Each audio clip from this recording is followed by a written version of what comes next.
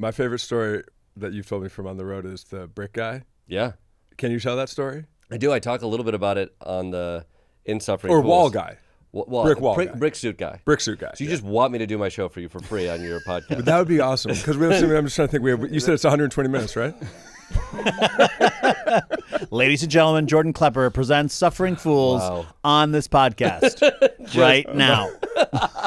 But also original. Brick suit guy is a fascinating story because we went to a rally in Green Bay, Wisconsin, and in Green Bay, Wisconsin, we were harassed by this guy. And that happens sometimes. More often than not, people see us and they want to talk to us or they ignore us. But sometimes people see us and they're like, we're going to make it our business to try to interrupt everything you do. And this guy was live streaming, swearing at us, telling everybody, don't talk to this guy.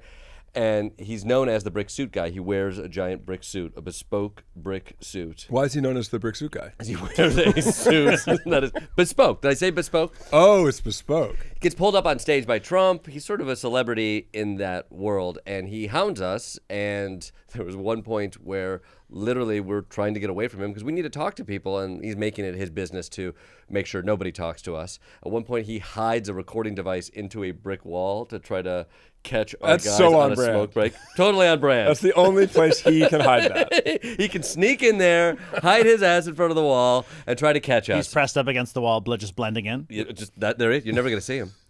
He's at all of these events. Long story short, we have it's kind of a horrendous day of filming, and usually we bounce and we're out of there before Trump is done talking. But the weather was so terrible, we get like snowed in or sleeted into Green Bay, and we all leave on different flights the next day. And I show up at the airport. My flight is delayed 3.5 hours, and Brick Suit Guy is there at the Green Bay airport.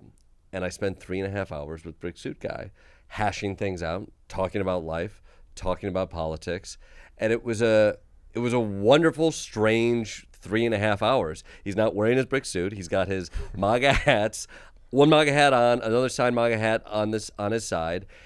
And as we're talking in this very tiny airport, there's multiple times people recognize me and ask for selfies, and Brick Suit Guy takes the photo and then gets back into a conversation about his political beliefs.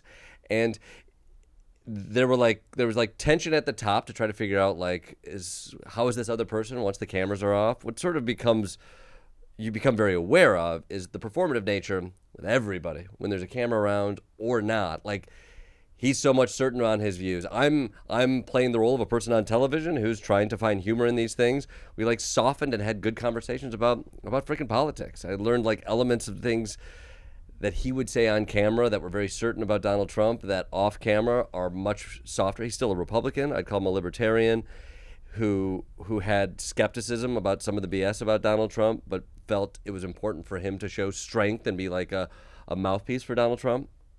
And the moment I point to in the show is we have this good conversation, and we walk all the way up onto the plane, literally talking. They scan my ticket, and the ticket taker says oh, you're an emergency exit role. Do you accept all the responsibilities of being in this role in case of an emergency? And I say, yes, I do. And then I turn to Brick Suit Guy and I say, I hope this fucking freaks you out, man. And he laughs.